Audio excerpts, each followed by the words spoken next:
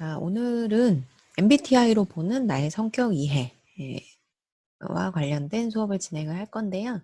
네, 그거에 앞서서 지난주에 우리가 이제 성찰일지 작성을 했잖아요. 그래서 여러분들 작성한 내용 중에서 잠깐 이제 리뷰를 하고 오늘 본격적으로 수업 진행할게요. 자, 지난주에 이제 나에게 대학이란 것에 대해서 여러분들 스스로 정의해보는 시간을 가졌고, 그 내용을 토대로 워드 클라우드를 한번 만들어 봤어요. 그래서 여러분들이 가장 많이 작성한 내용 중에서 좀 이제 많이 도출된 단어와 같은 경우에는 이렇게 단어가 크게 제시가 되고 있고, 조금 그 각자 제각각 생각이 다르기 때문에 각자의 생각이 좀 다른 부분들은 또 작게 표시가 됐어요. 가장 많이 나온 단어 중에 하나는 이제 꿈이 되겠고요. 여러분들의 꿈을 달성하기 위한 여러 가지 이제 새로운 다양한 것들을 배우고 미래를 대비하기 위한 하나의 단계다. 또는 곳이다 이렇게 표현을 했는데, 공부를 하기 위한 장소, 또 사회에 나가기 위한 진로를 준비하는, 또 사람들을 만나는 그런 어떤 목표를 달성하는 그런 것들을 여러분들이 이제 가장 많이 제시한 단어였어요. 자, 그래서 사실 많이 이제 제시한 내용들이 무엇인가를 검토하는 것도 중요하겠지만, 각자 한 번쯤은 정리해 보는 그 과정을 밟는 게 중요한 것 같아요. 그러니까 저 같은 경우에는 나에게 대학이란 무엇인가라는 질문을 굉장히 늦은 시점에 던졌던 것 같아요. 그러니까 여러분들도 사실 본격적인 대학 생활을 시작했다라고 느끼기에는 조금 아쉬움이 있겠지만, 1학년 때는 주로 대학 생활에 적응하느라 굉장히 버거운 시간을 보내게 되고, 2학년 때는 이제 또 후배들 들어왔으니까 대학 생활에 대해서 안내하는 그런 시간을 갖고, 또 이제 정신 차려 보면 이제 3학년이 되어 있는 그런 상황이 많이 나타나는 것 같아요. 저 같은 경우에는 특히나 어, 음, 제가 대학을 다닐 때만 하더라도 대학은 그냥 당연히 가는 곳이었고, 고등학생을 마치고 나면은 그냥 대학 진학, 그냥 자동, 뭐 어느 대학을 가느냐가 문제지 대학을 왜 가야 되나, 뭐 이런 질문을 한 번도 던져본 적이 없는 것 같아요. 근데 지금 이 시대를 살아가고 있는 많은 친구들은 대학이 무엇일까? 나에게 대학이 과연 중요한 어떤 의미를 갖게 될 것인가? 라는 것에 대해서 나름의 이제 질문을 던져보고 그 답을 찾은 친구들이 대학 생활도 잘 하는 것 같더라고요. 그래서 지금 1학년 시점에서 여러분들이 나름의 정의를 세워보는 것은 굉장히 중요한 접근인 것 같습니다. 그다음에 이제 버킷리스트 써보자 했는데, 가장 이제 뭐라 그러죠? 음, 가장 우수하게 작성했다라기보다는 좀 공유해보면 좋겠다 싶은 그 친구들의 버킷리스트를 좀 해보려고 하는데, 혹시 연우 왔나요? 네, 우리 연우가 왔는가? 연우 안 왔냐? 네, 잠깐만. 네, 네, 연우가 안 왔네요. 네. 자, 그래서 이제 사실 제가 뭐 출석 체크를 하는 건 아니긴 해요. 그 과제로 출석 체크를 하겠다 이렇게 선언을 하긴 했지만, 이렇게 불현듯 성찰일지의 내용을 토대로 여러분들의 이제 그 접속 상황을 살피기 때문에, 나를 불렀을 때 내가 있었으면 좋겠다 하는 친구들은 함께 하면 좋겠죠. 네. 자, 우리 연우의 버킷리스트를 여러분들께 이제 공유해 드리는 이유는, 연우가 이런 걸 하기로 했으니까 한번 그 응원해줘라 라는 차원도 있고, 꾸준히 하는 걸 지켜보겠다 뭐 이런 취지도 있습니다. 그래서 매주 3개씩 법률 기사 정리하기. 그러니까 제가 공유해 드리는 이유는, 제가 제안 드렸던 버킷리스트의 중요한 요소들 있잖아요. 그러니까 당장 시작할 수 있는 것, 그리고 그것이 나에게 가져다 주는 의미, 이것을 통해서 내가 기대할 수 있는 성과 이런 것들을 좀 정리해 보면 좋겠다라고 말씀을 드렸는데 그런 부분이 잘 반영된 것 같아요.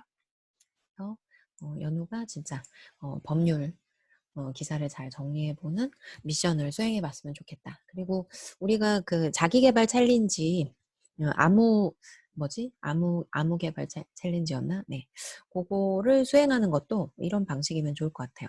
3개씩 법률 기사 정리하기. 요거를 하나의 목표 자신의 미션으로 설정하고 그걸 수행한 결과를 우리 수업 후반부에 제시한다면 스스로도 굉장히 의미 있는 경험이 될 것이고 또 어쨌든 좋은 성과를 이루는데 기여를 할 수 있겠죠. 그다음에 버킷리스트 굉장히 소소한 건데 해보고 싶었던 걸 해보는 것도 굉장히 좋다 했는데 우리 소은이 왔니? 네, 소은이가 없네. 네, 우리 소은이의 만화방 24시간 다음 주 내로라고 했기 때문에 도전하고 우리 밴드에 인증샷을 올려주시면 좋을 것 같습니다. 자, 그 다음에 우리 비공개, 요거는 이제 비공개로 할게요. 졸업 전까지 수석해보기. 이거를 그냥 이제 공개를 하면 또 이제 자극이 될 것 같기는 한데 또 약간 이제 공개를 할까 그냥? 네. 그래서 꾸준히 진짜 저도 이 생각해요. 고등학교 때 하던 그 습관대로만 하면 진짜 A뿔은 받지 않을까? 뭐 이런 생각 저도 대학생 때 했었는데 네, 아무튼 그 습관을 잊지 않고 꼼꼼히 수행하셔서 좋은 성과 한번 거둬보시길 바라겠습니다. 그래서 누군지 공개는 안 하겠지만 요것도 나중에 이제 수석하시게 되면 저에게 개인적으로 연락 부탁드리겠습니다. 그 다음에 이 친구도 약간 이제 성취욕이 있어요. 네, 성취욕이 있는데 사실 이게 내가 어느 수준인지를 잘 모르겠어. 지금 수석은 어쨌든 과에서 1등 하겠다는 얘기죠. 근데 다이아가 뭔지 알 수가 없어가지고 게임 내 상위 1%에 위치한다. 네, 어느 정도의 시간을 투자하면 이렇게 될지 잘 모르겠지만 아무튼 요것도 이제 달성하시게 되면 저에게 개인적으로 연락 좀 부탁드리겠습니다. 네. 뭐 어쨌든 뭐가 됐든지 할 거면 좀 제대로 해야죠. 네. 그래서 나름 요것도 좋은 버킷리스트가 될 수 있을 것 같아요.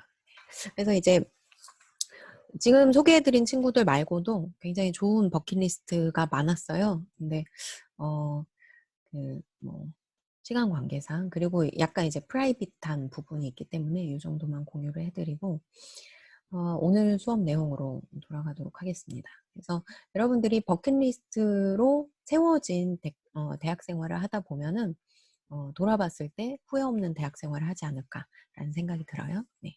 그래서 여러분들의 버킷리스트 제가 잘 기억하고 있을 테니까 달성할 때마다 스스로도 이제 칭찬해 줄 수 있겠지만 저한테도 제가 얼마든지 칭찬해 드릴 수 있습니다. 네.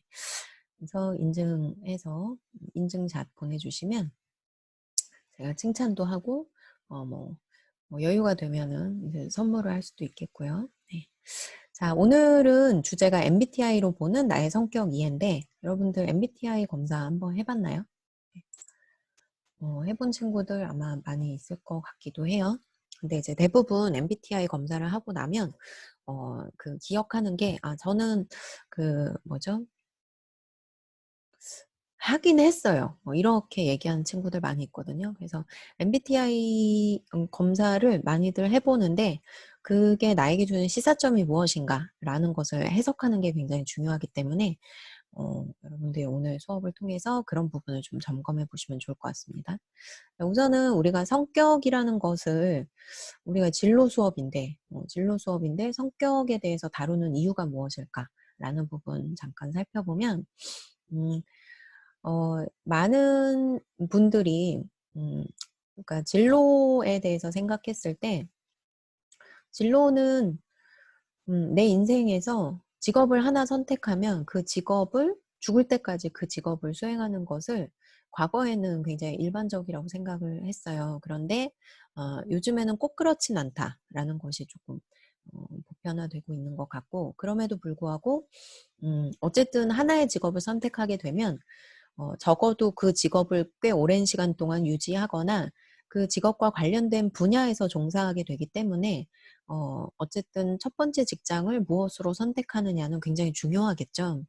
자, 그런데 대졸자들이 생각보다 첫 번째 직장에 대한 만족감을 느끼지 못하고 이직하게 되는 경우가 굉장히 많이 있어요.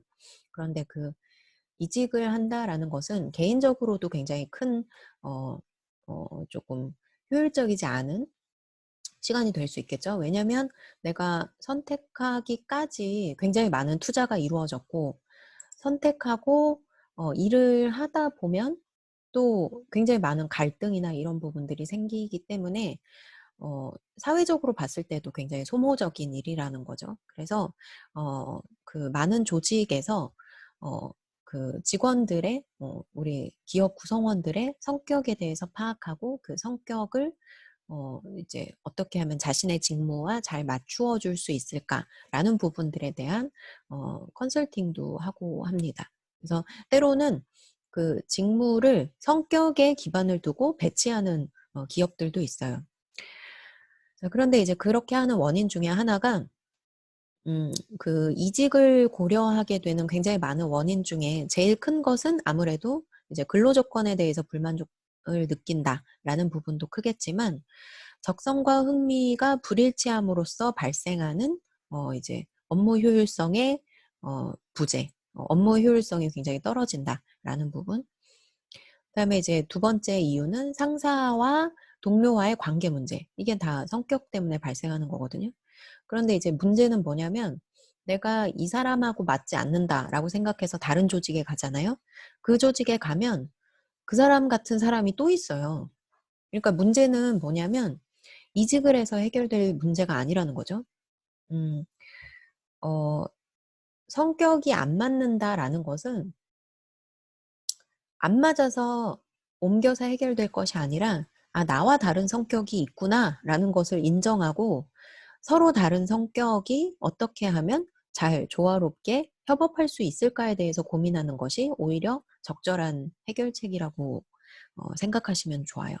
그래서 결국은 이 빨간색으로 표시된 이 두 가지 요소는 성격과 관련된 거거든요. 그래서 우리가 어떻게 하면 조직에서 좋은 성과를 낼 수 있을까? 그리고 어떻게 하면 다른 사람들과 서로 좋은 관계 속에서 업무를 수행할 수 있을까라는 부분이 사실 일할 때는 제일 중요해요. 그런데 그런 부분에 대한 굉장히 좋은 하나의 그 솔루션을 제공해 줄 수 있는 것이 성격에 대한 이해라고 보시면 되겠습니다. 그래서 사실 MBTI 검사를 하는 이유는요. 그 MBTI 검사를 통해서 나에 대해서 이해하는 부분도 1차적인 목표가 되겠지만, 아, 다른 사람은 나와 다르구나라는 것을 파악하는 것이 두 번째 목표. 그리고 이제 세 번째 목표는, 아, 이 세상은 이렇게 다양한 사람들로 구성되어 있구나.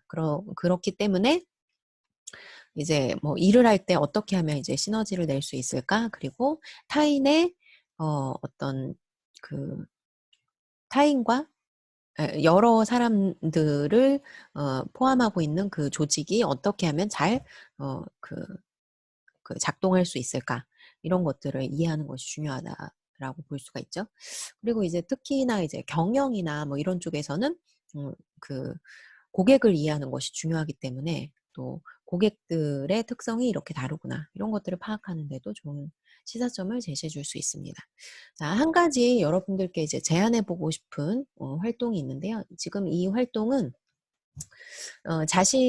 여러분들의 그냥 노트 혹은 이제 교재 그 공란에다가 여백에 여러분들의 이름을 한번 써보세요. 그리고 한 번은 그러니까 자기가 평소에 잘 사용하는 손으로 이름을 써보시고, 또 한 번은 자기가 잘 사용하지 않는 쪽 손으로 한번 자신의 이름을 써보세요. 그리고 자신이 작성한 이름 그 두 가지를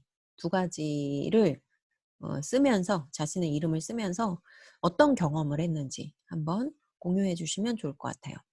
네.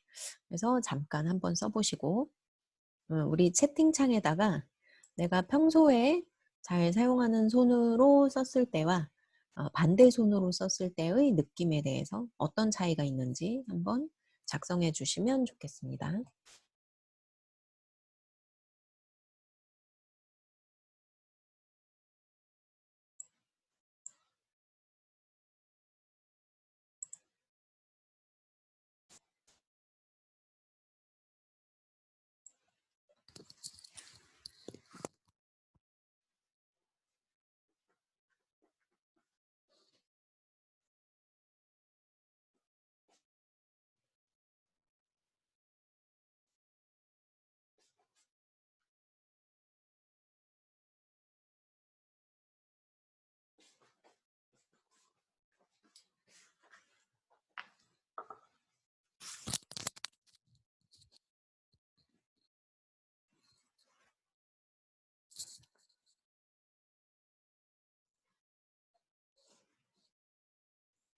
네.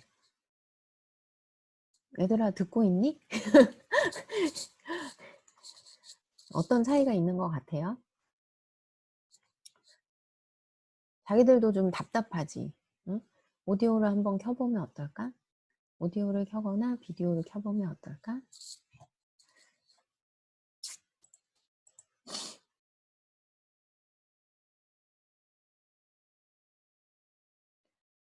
섭리는 왜 2명으로 나오지?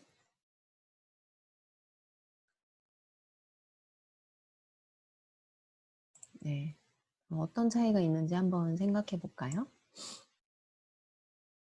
어떤 차이가 있을까요? 자, 우선은 어, 그 뭐가 더 잘 써지던가요? 네. 아무래도 평소에 쓰던 손으로 쓰는 글씨가 잘 써지죠?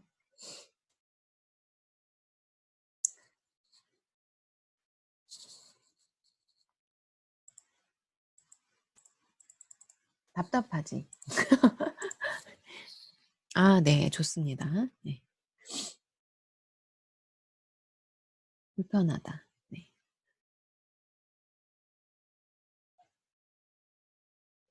네, 불편함을 느꼈습니다. 네. 속도로 봤을 때는 네, 어색하고 불편했다. 속도로 봤을 때는 이제 그 다른 손으로 썼을 때가 훨씬 느리죠. 더 빠르게 쓸 수 있었고. 그리고 네. 성과면에 있어서도 차이가 있었죠. 음, 평소에 쓰는 손으로 쓸 때 때때로 반대 손으로 썼을 때 더 잘 쓰는 경우도 간혹가다 있긴 해요. 뭐 왜냐면 더 막 공들여서 쓰니까. 네, 그런 경우도 간혹가다 있기는 한데 자, 아무튼 여러분들이 느낀 그 경험이 내가 성격에 잘 맞는 직업을 선택했을 때와 그렇지 않을 때의 느낌이라고 보시면 돼요. 되게 애써서 공들였는데도 내가 원래 편한 손으로 글씨를 썼을 때보다 자꾸 이제 느려지고 힘을 쓰게 되고 신경 쓰게 되고 그게 이제 잠깐 내 이름 3글자 쓸 때는 괜찮죠. 그게 나의 일상이 돼버리다 보면은 계속 나도 모르게 나 왜 이렇게 성과가 안 나오지? 왜 이렇게 하면서 힘들지?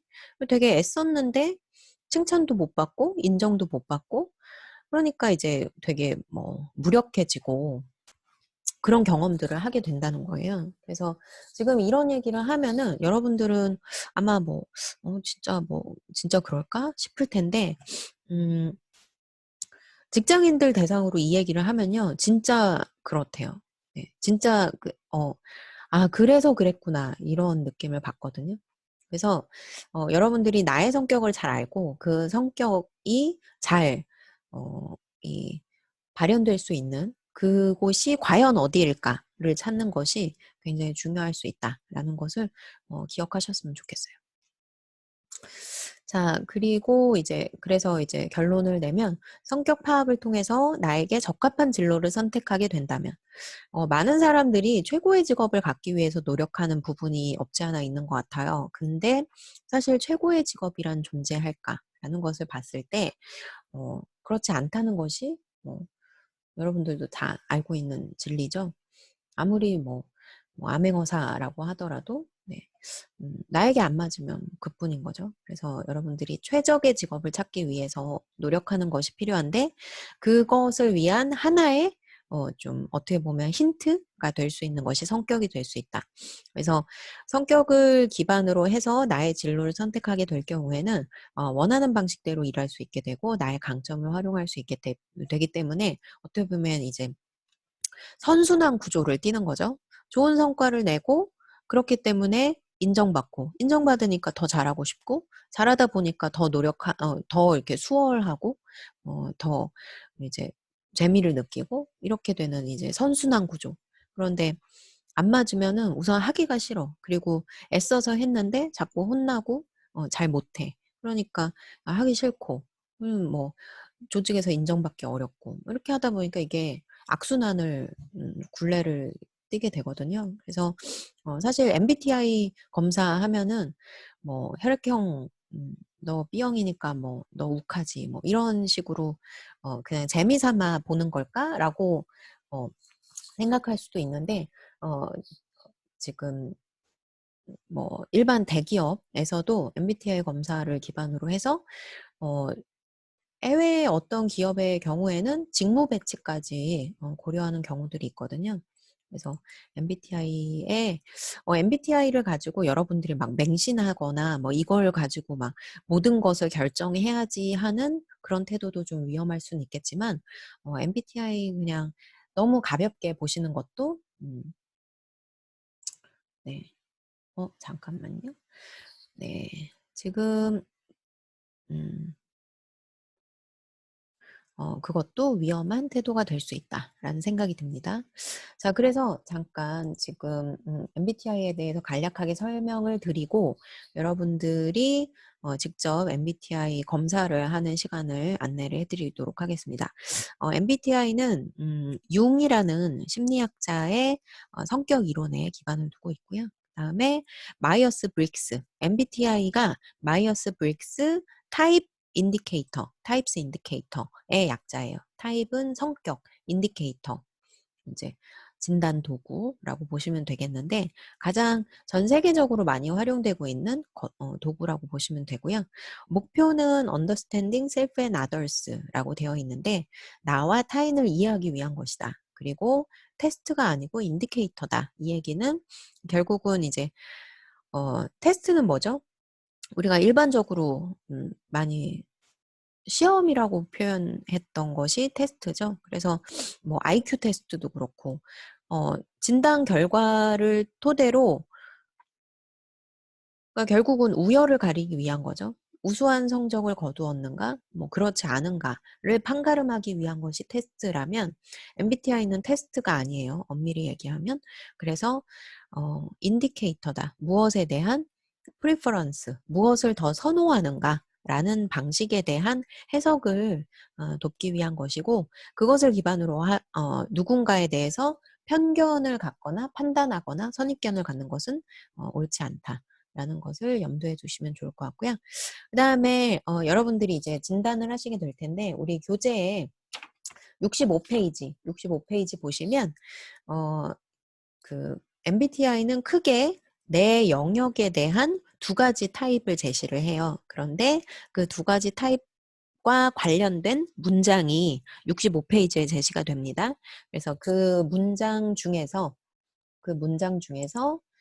어떤 것이 나를 더 잘 설명해 주는가라는 부분을 여러분들이 확인해 보시면 좋을 것 같아요. 자, 그래서 교재가 있는 분들은 65페이지의 내용을 토대로 검사를 한번 진행해 보시고요. 진행하실 때 내가 원하는 나의 모습, 이상형이 아니라 내가 편안하게 느끼는 모습은 무엇인가 기준으로 해서 응답해 주시고요. 내가 앞에서 이 문장에 응답했으니까 계속 그 유형으로 응답해야지라고 의식적으로 응답하는 것도 삼가야 합니다. 그래서 어 어 잠깐 진단하는 시간을 갖고 계속 수업 진행하도록 하겠는데요. 진단 결과는 여러분들이 채팅창에 남겨주시면 좋겠습니다. 네, 잠깐 진단 진행하도록 하겠고요. 교재가 없는 친구들이 있을 수 있어서 지금 음, 제가 창을 바꿔 볼게요. 음,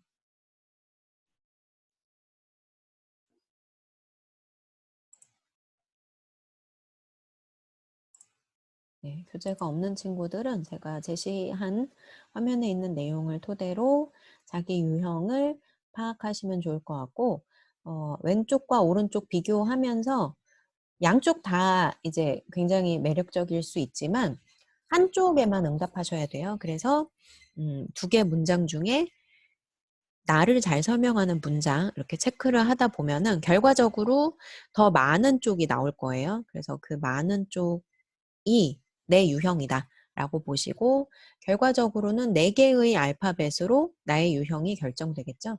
그래서 진단 결과를 채팅창에 공유를 해 주시고요.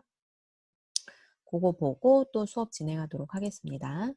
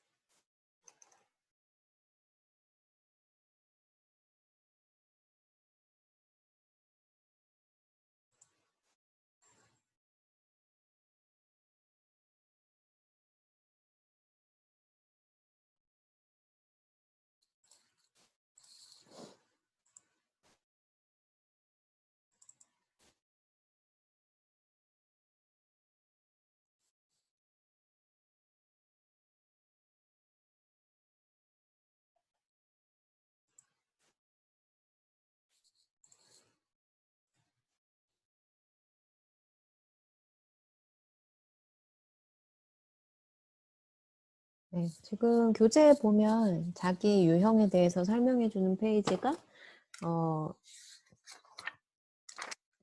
43페이지? 43페이지부터 나오니까요. 한번 살펴보시고요.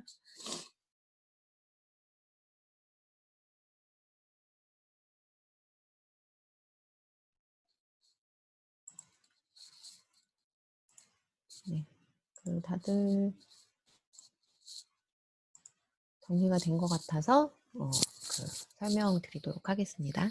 자, 우선은 MBTI 아까 말씀드린 것처럼 어떤 유형 나왔어를 아는 것도 중요하기는 한데 그 유형이 나에게 어떤 시사점을 주는가를 파악하는 것이 굉장히 중요하거든요. 그래서 대부분은 기억하기를 뭐 나는 성인군자형이야 아니면 뭐 잔다르크형이야 뭐 이런 그 캐릭터 유형을 기억하는 경우가 많아요. 근데 그거는 사실 그 유형을 이해하는 데는 도움이 될 수는 있지만 그래서 뭐 어쩌라는 거지? 뭐 이런 생각이 들거든요. 그래서 여러분들이 나의 유형이 그 알파벳 각각이 무엇을 의미하는가를 이해하는 것이 굉장히 중요합니다. 네. 자, 그래서 지금 각각을 살펴보면 우선 첫 번째 영역부터 잠깐 설명을 드릴게요.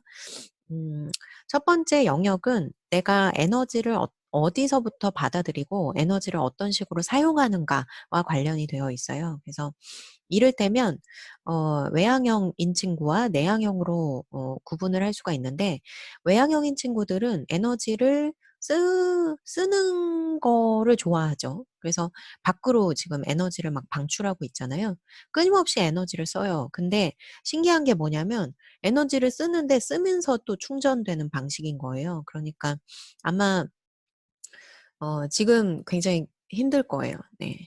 그 내향형인 친구들은 약간 원래도 집돌이 경향이 있거든요. 그래서 집 안에 있는 게 크게 뭐 답답하긴 하죠. 그렇긴 하지만 어 쪼끔 덜 힘든데 외향형인 친구들은 야외 활동도 좋아하고 사람 만나는 것도 좋아하고 또 거기서 또 이제 막 존재감을 드러내야 되고 막 이런 막 교실 수업에서도 막 그 빛을 발하는 그런 친구들인데 외향형은 그래서 이제 몸이 근질근질해요, 지금 아마. 이제 내향형인 친구들은 이렇게 모임이나 이런 데 있을 때 계속 자기의 에너지를 응축하고 있는 것을 더 좋아하기 때문에 이 친구들은 모임이 끝났는데 너 거기 있었냐?" 이런 상황이 나타날 정도로 존재감을 드러내는 것을 그렇게 별로 좋아하지 않아요. 그래서 이제 관심 받는 것도 좀 부담스럽고 그렇긴 한데 그렇다고 해서 또 이제 내향형이 또 그렇다고 해서 능력이 없거나 뭐 그런 게 절대 아닙니다. 그러니까 오히려 그걸 숨기고 있죠. 네. 굉장히 무서운 반전이 있는 사람들이 또 내향형이다. 그래서 이제 어쨌든 중요한 포인트는 뭐냐면 외향형은 에너지원이 어디에서 발생하느냐? 에너지를 쓰는 데서 있다. 사람들을 만나고. 그런데 내향형은 어떻냐? 에너지를 쓰면 그냥 방전이 돼요. 네. 그래서 충전할 수 있는 시간이 반드시 필요해요. 그래서 내향형이 에너지를 충전하는 방식은 혼자 있어야 돼. 그래서 혼자 있는 시간이 너무 중요해요, 이 사람들에게는. 그런데 이제 외향형이 봤을 때는 이제 칩거하고 이러니까 '왜 그러지?' 싶죠. 그런데 음 예를 들어서 외향형 여자친구가 내향형 남자친구를 만나게 되면 자꾸 이제 내향형이 집에 가려고 하니까 "너 이렇게 자꾸 집에만 있으려고 하냐? 내가 마음에 안 드냐?" 근데 이제 진짜 내향형은 살기 위해서 집에 가는 거예요. 네. 충전해야 그다음 뭔가를 할 수 있어요. 자, 그런데 이제 그렇게 되면은 발표 같은 거 시키면 누가 더 잘할까요? 당연히 외향형이 잘할 잘하겠죠. 기본적으로 발표력이 있어요. 그냥 지금 그 "비디오 켜." "비디오 켜." 그러면 이제 외향형 서슴지 않고 비디오를 킬 수 있을 텐데 왜 안 키냐. 네. 그리고 이제 "발표해라." 그러면 뭐 "생각을 얘기해라." 그러면은 그냥 거침없이 바로 주저하지 않고 할 수 있어요. 근데 내향형은 쪼끔 시간이 필요해요. 왜냐면 내 생각을 정리할 수 있는 시간이 필요하고 생각이 정리됐을 때 그제서야 말을 할 수가 있어가지고 발표시키면 외향형은 그냥 원래 발표력이 있고 내향형은 준비할 시간을 충분히 주고 발표를 시키면 잘해요. 그래서 이제 발표를 누가 더 잘하냐라고 했을 때는 사실은 외향형이 잘할 것 같아서 우리가 팀별 활동 이런 거를 하면은 애들이 발표를 맨날 외향형을 시키거든요. 근데 이제 반전이 뭐냐면 외향형은 자기가 발표를 잘하는 걸 알잖아요. 준비를 안 해. 그냥 해. 그러니까 이제 내향형은 발표를 시키면 본인이 별로 안 하고 싶잖아요. 안 하고 싶지만 또 해야 되니까 해. 근데 완벽하게 준비를 해요. 왜냐면 자기가 발표 못하는 거 알거든. 그러니까 막 대본 써서 막 혼자 막 외우고 몇 번 읽고 막 스크립트 다 준비해서 막 벌벌 떨면서 발표를 하는데 더 잘할 때가 있죠. 그러니까 제가 여러분들께 강조해 드리고 싶은 부분은 뭐냐면 외향형이 무조건 발표 잘한다? 내향형이 무조건 발표 못한다? 선호하지 않을 뿐이에요. 선호하지 않을 뿐 누가 더 발표를 잘하는지는 아무도 알 수 없어. 다만 문제가 뭐냐? 자, 이런 경우 교실에서 제가 수업 중에 뭐 물어보면은 외향형인 친구들은 답도 모르는데 손을 먼저 드는 경우도 있어요. 왜냐면 근데 실제로 말을 잘해. 막 이렇게 청산유수처럼 또 이렇게 단호하게 말을 잘해요. 그런데 말을 하다 보니까 또 본인이 정리되는 부분이 있어요. 그래서 어 제가 제안 드리고 싶은 부분은 외향형은 조금만 준비를 철저하게 하면 진짜 발표를 잘해요. 그래서 이제 대부분 이제 창업가들 보면은 이제 앞에서 창업 피칭하고 뭐 이런 거 보면은 외향형인 친구들이 대부분 이제 기업 대표 뭐 이런 것들을 많이 하는데 리더 역할을 많이 하죠. 근데 그만큼의 기본 자질이 있기 때문에 조금의 준비만 잘 한다면 굉장히 좋은 프레젠테이션 이런 것들을 할 수 있다. 그리고 팀의 리더로서 사람들을 참여시키고 왜냐면 에너지가 많다 보니까 사람들을 모으고 이런 원동력이 있어요. 그런데 문제 중에 하나는 뭐냐면 본인만 계속 말을 하는 거야. 다른 사람 얘기를 안 듣고. 왜냐면 자기 존재감 드러내는 게 너무 중요하다 보니까 타인의 존재감을 이렇게 그 참여를 유도시키고 그래야 되는데 그 부분을 간과할 수가 있거든요. 그래서 외향형 친구들은 잘하는 게 발표하고 사람 모으고 네트워킹하고 이런 걸 기본적으로 잘 하지만 조금 보완하면 좋을 부분은 이제 본인이 말하기 전에 타인이 말할 수 있는 기회를 주는 거, 리더 역할을 할 경우에는 그리고 뭐 발표를 한다. 자신감이 충만하더라도 조금의 준비가 보완된다면 정말 최고의 발표자가 될 수 있다. 그래서 제가 외향형 친구들이 발표할 때 많이 이렇게 지적할 때가 있어요. 왜냐면 조금만 더 준비를 했을 텐데 좀 준비를 했으면 더 잘했을 텐데 이런 아쉬움이 되게 많이 생겨요. 왜냐면 발표 자료도 안 보고 오는 경우도 생겨요. 애들이 팀 짜서 역할 분담을 어떻게 하냐면 그냥 너 자료 조사해 너. 발표는 누가 제일 잘하냐면 자료를 직접 조사하고 그것에 대해서 직접 정리하고 나름의 의도를 가지고 그걸 기획한 사람이 발표를 제일 잘할 수밖에 없어요. 근데 각자 뭐 자료 조사는 너가 하고 발표 자료는 네가 만들고 발표는 네가 해. 그러면 그 팀은 완전 망하는 거예요. 왜냐면 발표하는 사람이 그 자료 만드는 사람의 취지를 이해하지 못하고 자기 하고 싶은 말만 하고 본인이 잘 모르니까 뭐 이상한 말에 그래서 발표력이 중요한 게 아니에요. 사회생활 할 때는 어, 여러분들이 만약에 팀을 좋은 팀으로 좋은 성과를 내고 싶다라고 한다면 우리 내향형 친구들은 어, 굉장히 여기 보시다시피 조용하고 신중하지만 뭔가를 정리해내고 그것에 기반을 둔 어떤 성찰 를 하는데 굉장히 탁월하거든요. 그래서 외향형인 친구들은 내향형의 말을 잘 어, 내향형이 잘 참여할 수 있도록 유도하고 그들의 이야기를 경청하는 것을 굉장히 좀 신경 쓸 필요가 있어요. 그리고 내향형인 친구들은 자기 존재감 드러내는 거에 별로 욕심이 없어요. 그리고 이제 그냥 타인이 알아서 날 알아주기를 기다리는데 사회생활할 땐 그게 쉽지가 않아요. 적극적으로 자기를 어필하지 않으면 그냥 내가 열심히 하면 언젠가 알아주겠지 하는 게 그렇지가 않아요. 그래서 여러분들이 만약에 내향형인 친구들은 좀 더 적극적일 필요가 있어요. 그래서 내가 별로 원치 않더라도 자꾸 발언하려고 하고, 그래서 제가 아는 어떤 교수님은 해외 유학 갔을 때 안 그래도 이제 언어가 서툰데 특히나 또 내향형이라는 거죠. 그러면은 언어도 서툰데 말도 하고 싶지 않고 그러면 여러분들 어학연수를 많이 가는데 그러면 절대로 영어를 배울 수가 없어요. 그래서 자기의 그 도전 과제를 그걸로 삼았대요.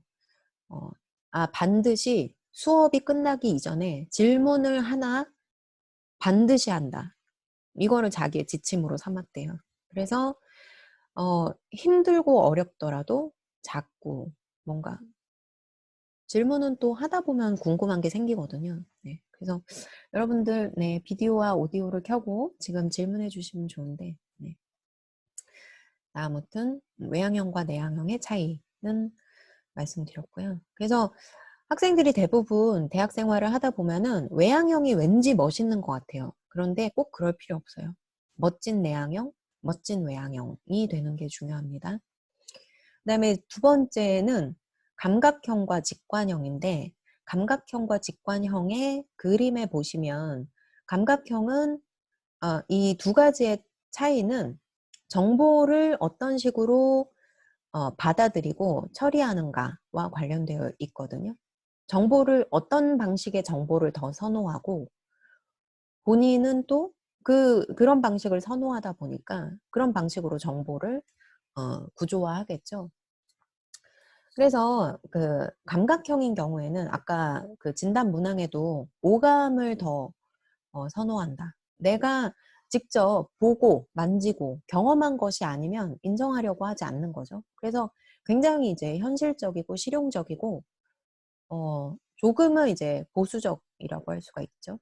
생각이 잘 바뀌지 않아요. 내가 경험한 것, 내가 알고 있는 것, 그것에 기반을 두고 판단을 하고 또 이제 여기 그림에 보시는 것처럼 1, 2, 3 구체적인 데이터가 있잖아요. 구체적인 데이터, 구체적인 팩트에 집중하는 타입이에요. 그래서 이제 그렇게 하다 보니까 조금은 융통성이 없다. 뭐 이런 지적을 받을 수 있죠.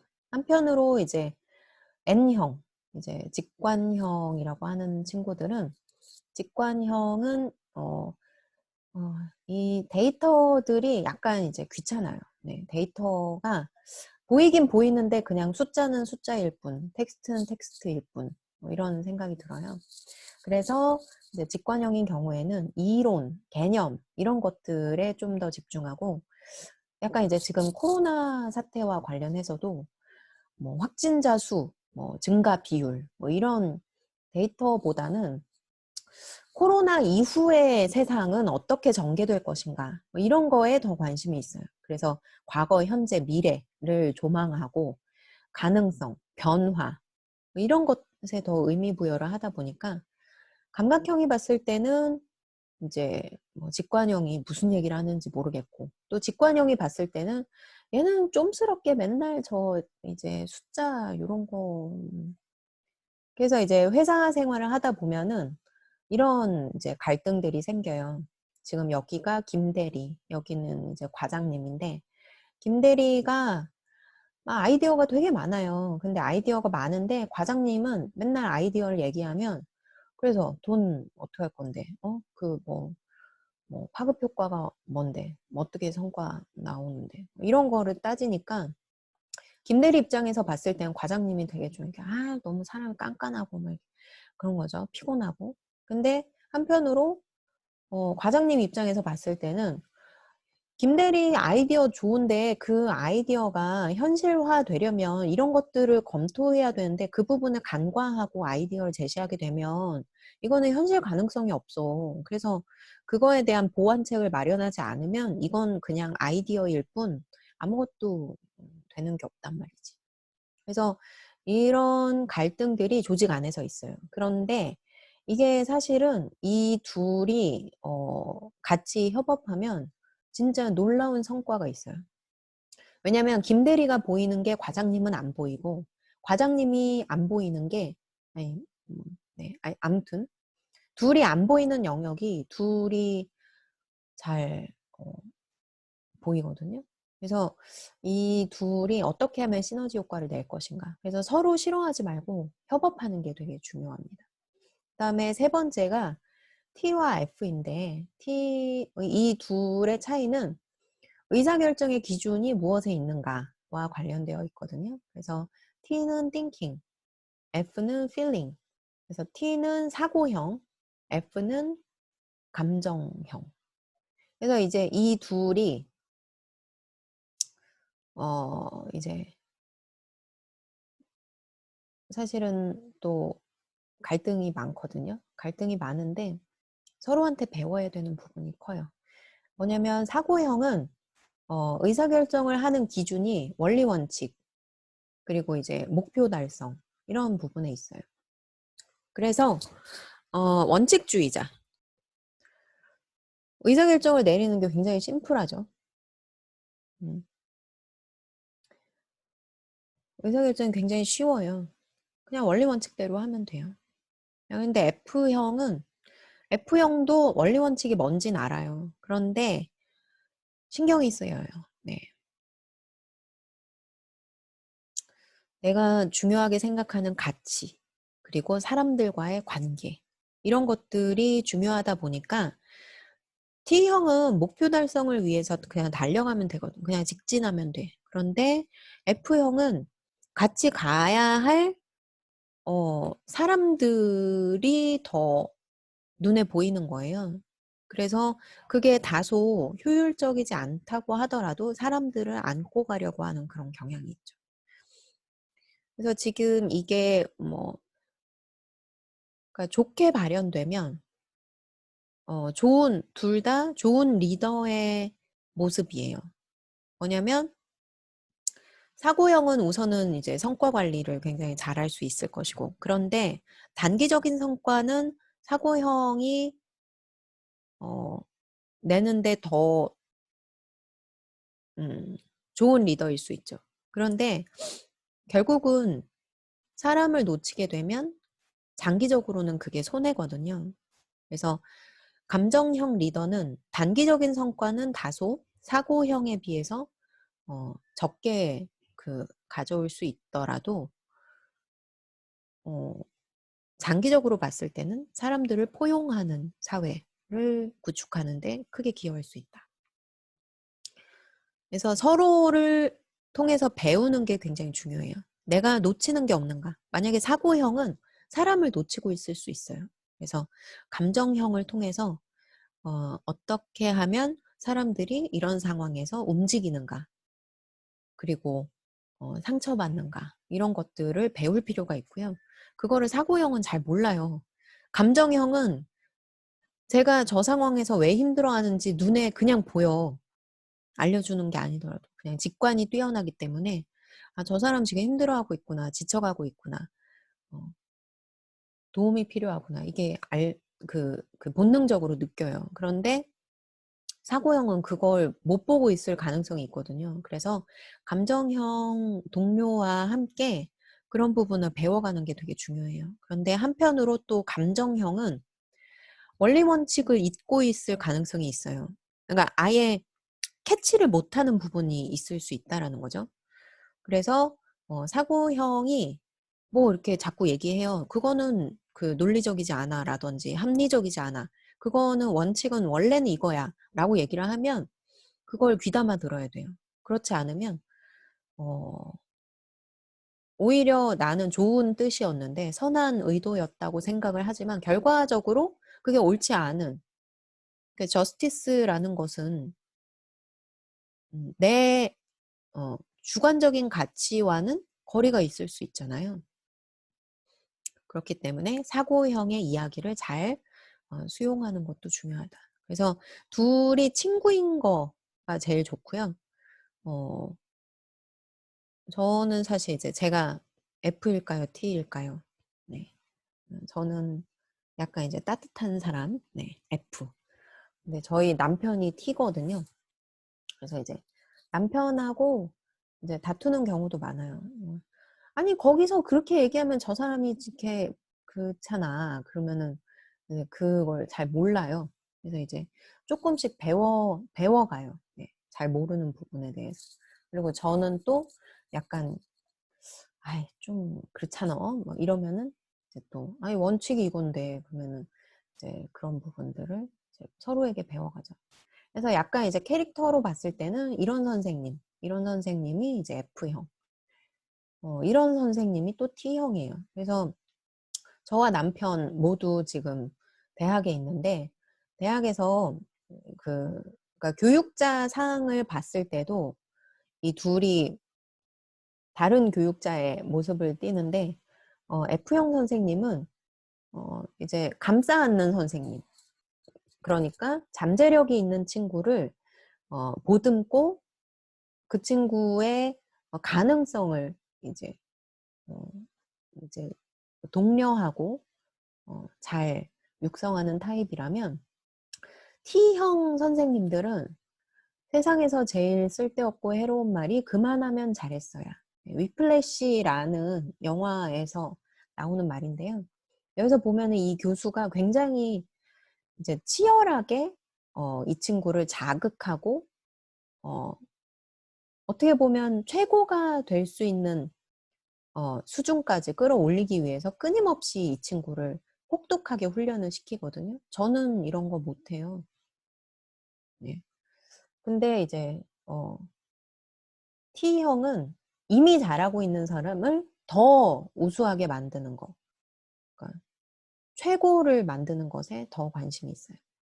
그래서 교육자라고 하더라도 같은 교육자라고 하더라도 전혀 다른 영역에 관심을 가지고 있을 수 있다라는 거.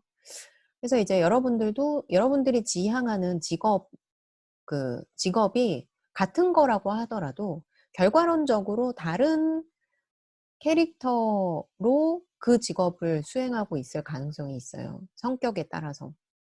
그래서 여러분들이 관심 갖는 영역이 무엇인가는 결국은 성격과 굉장히 밀접하게 관련되어 있다는 거. 그다음에 마지막이 이제 J와 P인데 J와 P는 삶을 살아가는 생활 방식과 관련되거든요. 그래서 가장 많이 이제 보이는 부분인데 J하고 P인데 J는 먼저 의사결정을 하고 그 의사결정대로 추진하는 타입이에요. 그래서 지금 시계 보시면 데드라인이라고 써 있는데 이 데드라인이 정해지면 그것에 맞춰서 타임라인을 세우고 그 계획대로 그냥 차근차근 밟아 나가는 것이 J형이라면 P형은 여기 시계 밑에 데드라인이 아니라 저스트 타임이라고 써 있죠.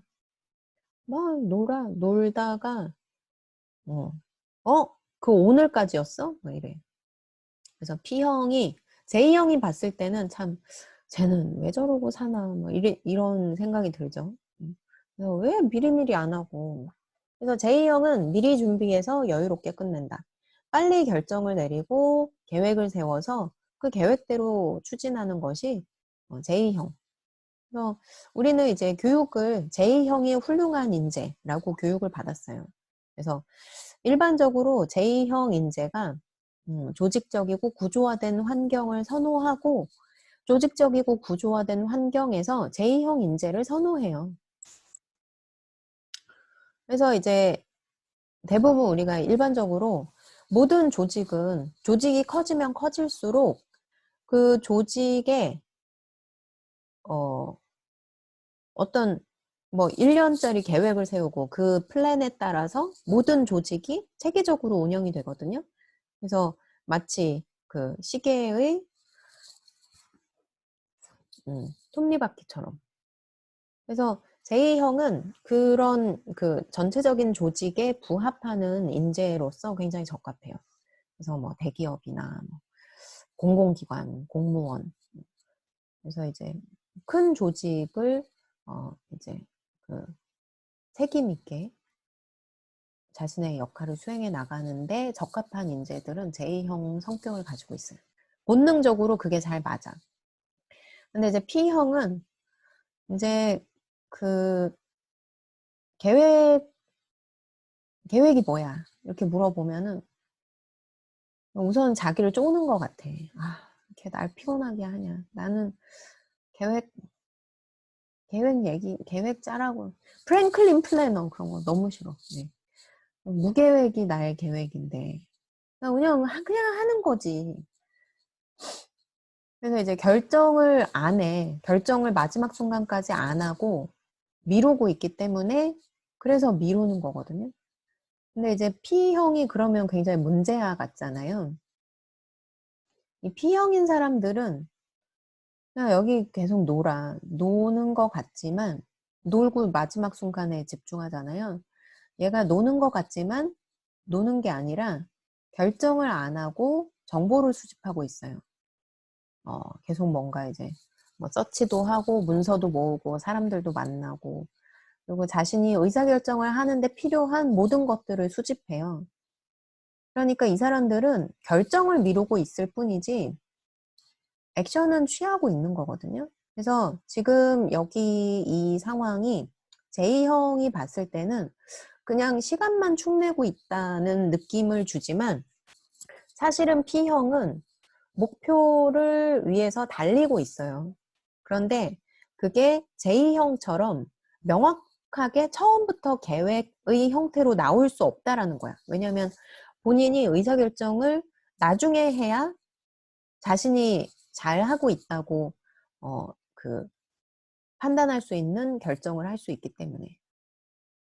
그래서 이제 P형은 다소 의사결정을 나중에 하기 때문에 게을러 보이긴 하지만 게으른 것이 아니라 실행하면서 최종적으로 무엇인가 정리되는 타입이다 라고 보시면 돼요. 그래서 약간 이제 그런 조직화된 환경에서는 그게 조금 위험 요소로 보일 수는 있거든요. 왜냐면 우리가 이제 팀이라고 하면 네가 뭘 하고 있고 네가 뭘 하고 있고 이런 것들에 대해서 먼저 알고 그것이 어느 정도 언제 시점에 어떻게 되겠구나라는 걸 파악한 상태에서 뭔가를 추진해야 이게 안전하다라고 보는데 P형은 그런 부분에 대한 그 안전함을 어 이제 신뢰감을 확보하는 데 시간이 좀 필요하죠. 왜냐하면 이 친구들이 좋은 성과를 계속 내고 있다면 아, 저 친구를 그냥 내버려 두면 좋은 성과를 낼 수 있겠구나라는 것에 대한 신뢰가 나중에 생기게 되거든요. 그래서 어떤 부분을 노력해야 되냐면 J형은 그냥 원래 그런 환경에서 일을 잘하기 때문에 부지런부지런하게 하시면 돼요. 그런데 P형은 그런 부분을 좀 배우기도 해야 돼. 근데 그 계획을 치밀하게 세우는 건 어렵기 때문에 약간 롱텀으로라도 납기를 언제까지 마칠 것이다 라는 것에 대한 큰 뷰를 그 사람들과 공유하는 건 굉장히 중요하거든요. 왜냐하면 모든 일은 우리가 프리랜서 분들 같은 경우에도 어쨌든 그 조직과 협력을 하게 된다면 전체 납기 중에 언제까지 뭘 하겠다라는 큰 계획 정도는 공유를 하는 게 중요해요. 그래서 P형은 어쨌든 J형 스타일을 좀 배울 필요가 있고 J형은 계획이라는 게 처음에 수립하게 되면 분명히 이후에 진행하다가 방향이 바뀌거나 좀 그 보완되어야 할 부분들이 분명히 생기거든요. 근데 J형은 처음에 계획 세운 거에서 트는 걸 되게 싫어해요. 그래서 이제 P형은 약간 그런 플렉서블한 환경에서 되게 자기의 능력을 잘 발휘하거든요. 그런데 그런 부분이 음, 사실은 지금 이 시대에는 굉장히 중요한 역량 중에 하나예요. 그래서 요즘에는 이제 대기업이나 그 공공기관에서도 그 공무원 조직도 좀 바뀌는 경향이 있거든요. 근데 아무래도 이제 완벽하게 바뀌긴 좀 어렵고요. 그래서 이제 주로 이제 뭐 컨설팅 업체라든지 약간 스타트업이라든지 이런 쪽에서는 이제 P형 인재들이 되게 자신의 역할을 잘 드러내는 편이고 J형은 조금 더 큰 조직에서 근데 P형도 배우면 잘해요. 배우면 잘하는데 이제 그 자기를 그냥 그대로 냅둔다면 좀 힘들겠죠. 네, 그래서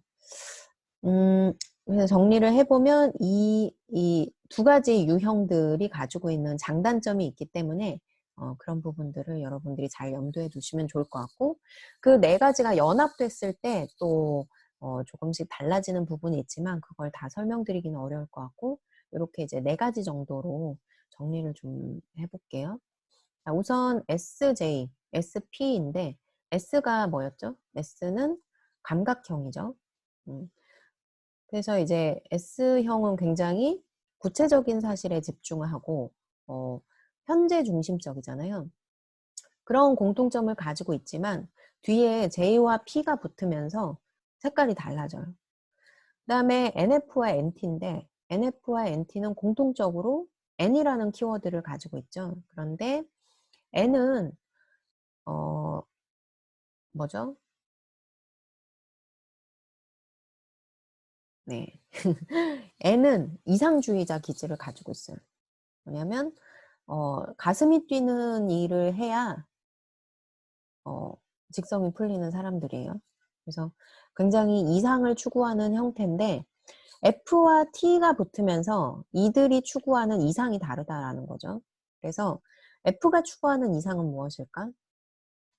자, SJ와 SP는 이제 그야말로 굉장히 극단적인 차이를 보이는데 SJ는 S에 J가 붙다 보니까 구체적이면서 굉장히 현실적이면서 계획형 인간이잖아요. 그러니까 굉장히 이제 바른 생활 사람이다 이렇게 보시면 되고, SP는 약간 이제 현실주의이면서 P가 붙어가지고 약간 자기 맘대로 뭐 이런 경향이 있거든요. 그래서 디오니소스적 기질이라고 했는데 이 디오니소스가 그리스 신화에서 보면은 술의 신이에요.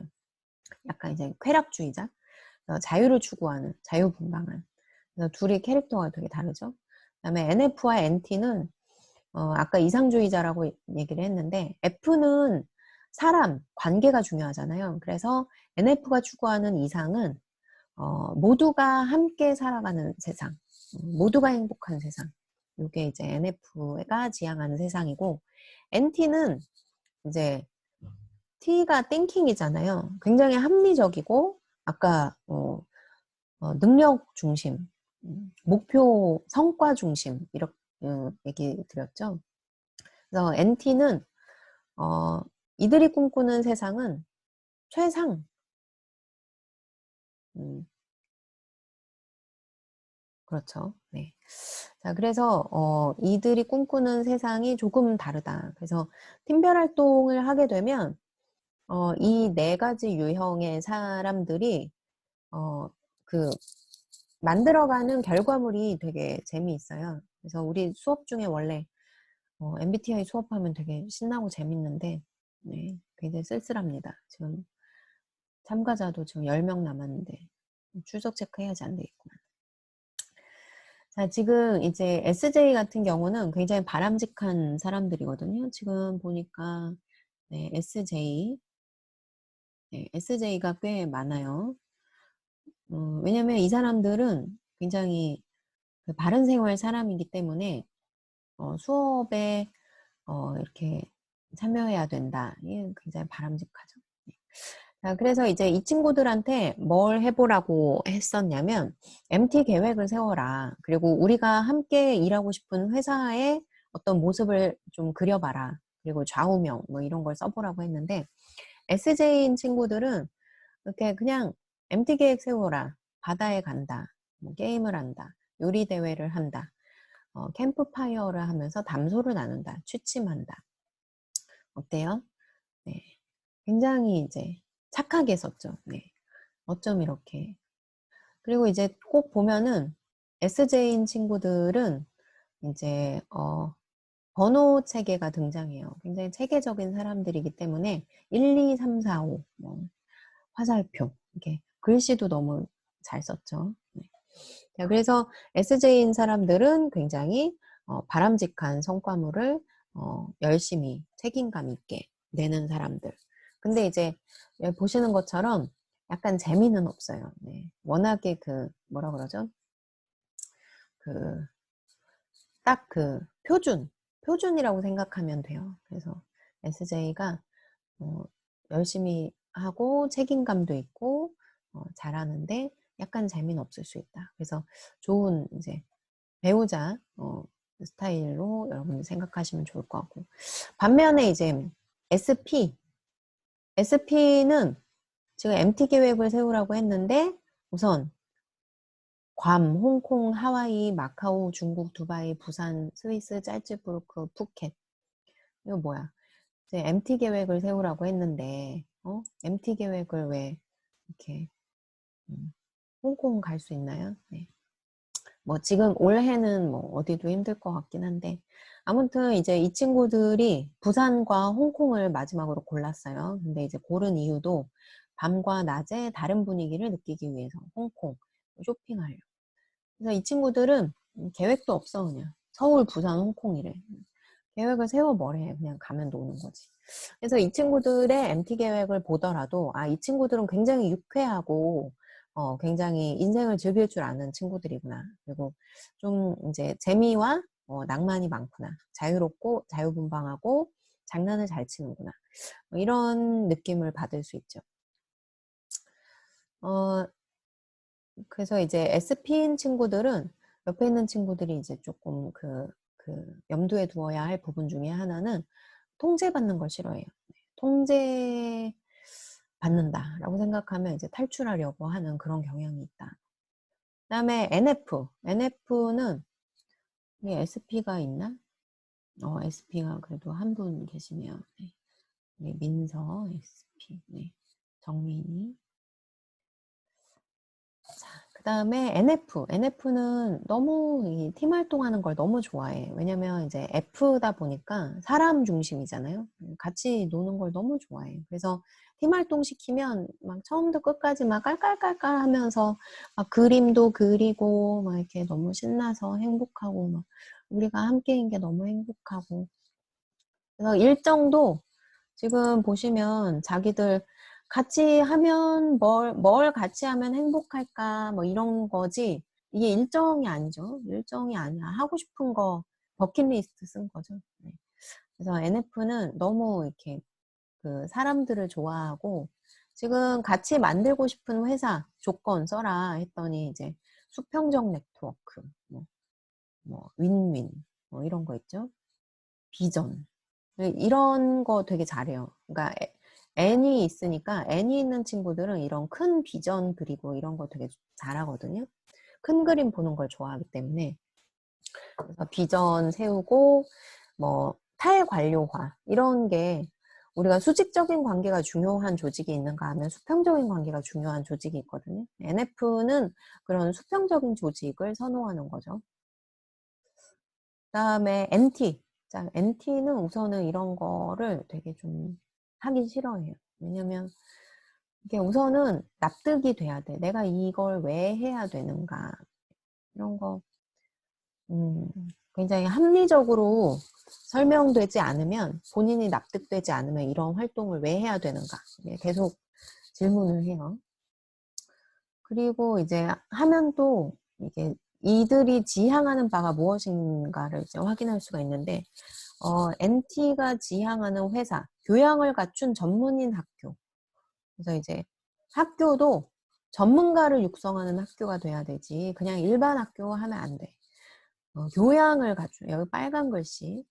그다음에 이제 근무 환경에서 되게 당연한 거지만 이제까지 안 나왔던 키워드가 4대 보험이거든요. 4대 보험을 보장해야 된다. 최첨단 기계, 인프라를 갖춰야 된다. 이런 뭔가 굉장히 합리적이면서도 이상적인 기준을 제시하는 그런 형태가 NT다.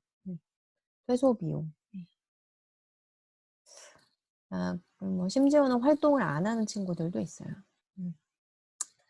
그래서 이제 SJ, SP 이 두 극단의 모습이 있는데, 각자의 강점과 약간의 보완해야 될 부분이 다르다라는 거. SJ는 굉장히 부지런하고 근면성실하고 완벽주의, 규칙을 중시하고, 그야말로 딱 이 표준이 될 수 있는 사람들, 우리가 이제까지 표준이라고 배웠던 그런 모습이고, 근데 이제 다소 상상력이나 융통성이 부족하게 느껴질 수 있다라는 거죠. 왜냐면 본인이 알고 있는 것, 그걸 중요하게 생각하고 현실적인 거, 그걸 중요하게 생각하다 보니까 교과서적인, 그래서 교과서적이라는 게 나쁜 건 아니지만 또 때로 지금 사회가 너무나도 내일을 예측할 수가 없는 상황이잖아요. 그래서 그런 플렉서블한 변화에 대응하기 위해서는 이 친구들도 조금은 생각을 유연하게 한다던가 SP와 같은 친구들과 협업을 한다던가 뭐 이런 노력들이 필요하겠죠. 반면에 또 SP 같은 경우는 굉장히 자유분방하다 보니까 이런 것들이 조금은 위험스럽게 느껴지기도 해요. 그런데 요즘에 이제 큰 조직에서는 그런 뭔가 본인의 욕구에 충실하고 또 그것에 기반을 두고 굉장히 많은 끼를 보이는 친구들을 좋은 또 에너지원으로 보거든요. 그래서 요즘에 대기업도 굉장히 P형 인재를 선호하고 있어요. 왜냐하면 그게 결국은 창의성이나 혁신의 원동력이 된다라는 또 것들이 확인이 되었기 때문에 그다음에 NF와 NT 이 둘이 꿈꾸는 이상이 다르다고 했어요. 그래서 NF는 굉장히 사람에 관심이 많기 때문에 대부분 이제 교육, 상담, 예술 뭐 이런 쪽에 본인의 직업을 선택하고 싶어하는 경향이 있는데 어쨌든 교육이라는 것도 굉장히 다양한 맥락에서 이루어질 수 있기 때문에 사람을 성장시키고 사람의 잠재력을 발견한다라는 것에 좀 본인이 잘 해낼 수 있는 영역이 있겠다라고 보시면 좋을 것 같고, NT의 경우에는 앞에서 선도해 나가는 리더의 역할을 잘 하고 있을 가능성이 높아요. 그래서 이제 대학의 교수님들 중에 NT형이 굉장히 많이 있고 기업 오너들 뭐 이런 분들도 굉장히 많아요. 그래서 요거는 이제 이게 약간 이제 확인된 바는 아닙니다.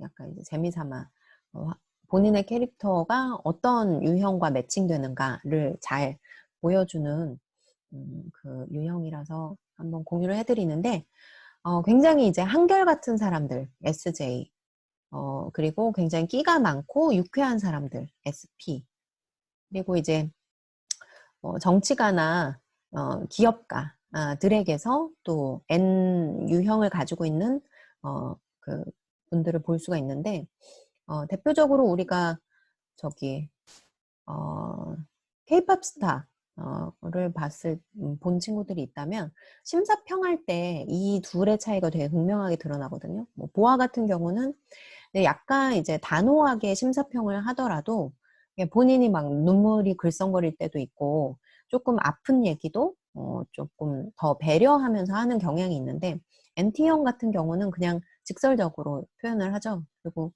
우선은 좀 못하는 애를 보면 표정이 안 좋죠. 표정에서 드러나요. 네.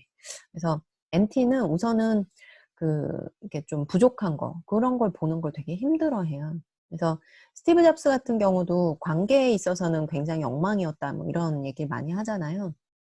그가 혁신을 선도한 것은 분명하지만 사람들을 굉장히 아프게 했던 부분이 있다. 그런 얘기를 그의 사후에 많이 했는데 어쨌든 우리는 앞으로 여러분들이 만약에 이제 리더의 역할을 한다라고 한다면 서로 배워야 될 부분이 서로 다르다라는 부분을 말씀드리고 싶습니다. 그래서 지금 여러분들이 아마 MBTI 유형을 보게 되면 각 유형마다 주기능, 부기능, 3차 기능, 열등 기능이 무엇인지를 확인하실 수 있을 거예요. 그런데 이제 아마 주기능과 부기능은 내가 조금 자신 있는 거, 3차 기능과 열등 기능은 내가 조금 부족하고 취약하다라고 느꼈던 부분일 거거든요. 그런데 그것들을 이제 지금의 시기는 여러분들이 지금 이 시점에 와 있죠.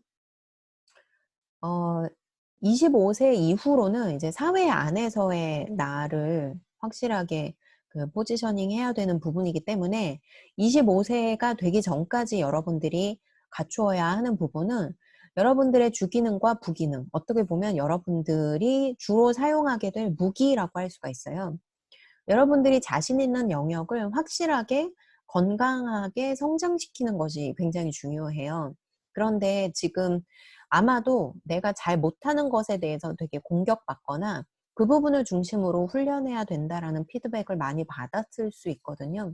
그래서 대학 생활 동안에는 여러분들이 내가 잘하는 것을 어떻게 하면 더 건강하게 잘 해낼 수 있을까를 중심으로 해서 대학 생활 동안 여러분들의 그 강점을 키워가시면 좋을 것 같고요. 진짜 사회에 진출했을 때는요, 내가 만약에 어떤 유형이라고 하더라도 그 반대쪽 유형이 같이 병행되지 않으면 조직에서 성과를 내기가 어려워요. 그래서 만약에 이제 내가 P형이다라고 하면 나는 그냥 계속 P형으로 살 거야 이러면은 곤란해요. 왜냐면 우리는 협업을 하기 때문에 J형의 방식으로 일하는 것이 모든 사람들이 이제 패턴화 되어 있는데 그걸 맞추지 못하면 P형이 좋은 성과를 내기 어렵거든요.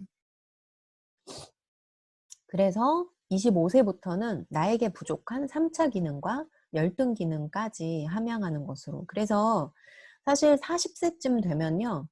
내가 어떤 유형인지 파악하는 게 되게 어려워요. 왜냐면 조직 안에서 이렇게 계속 그 뭐죠? 트레이닝을 받다 보니까 내 본능은 어느 쪽이었는데 그게 뭐 하다 보니까 나는 원래는 그러니까 저도 F형인데요. 약간 이제 냉정해졌어요. 네. 그래서 이제 어, 네. 아무튼 그렇습니다. 그래서 여러분들이 이제 사회생활을 하다 보면은 이런 성격의 양면성을 다 갖추게 된다라는 부분. 그래서 지금은 여러분들이 청년기이기 때문에 선호하는 기능을 더욱 전문화시키는 것이 1차적으로 중요하고요. 이후에는 덜 선호하는 기능도 적절히 발달시키는 것이 필요하다.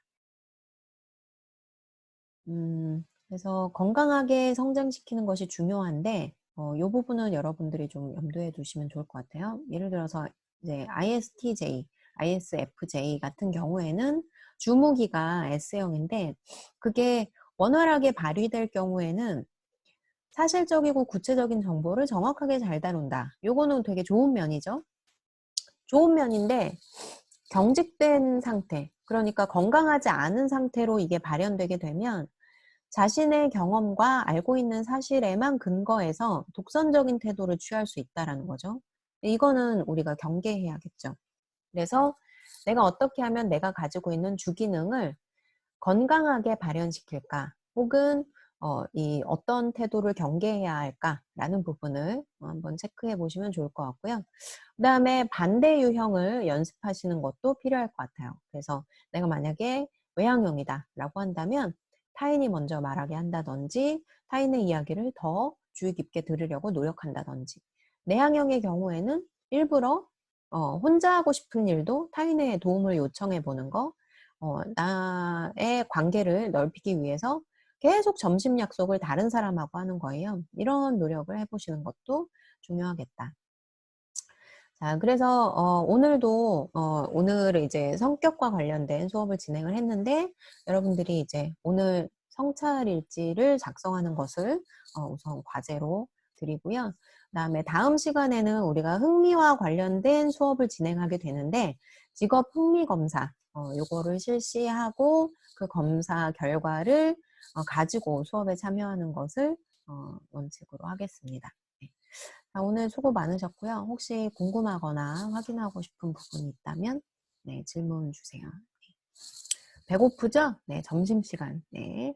자, 점심시간이니까 가서 맛있게 즐점 하시고 다음 주 수업 때 뵙도록 하겠습니다. 네, 수고하셨어요.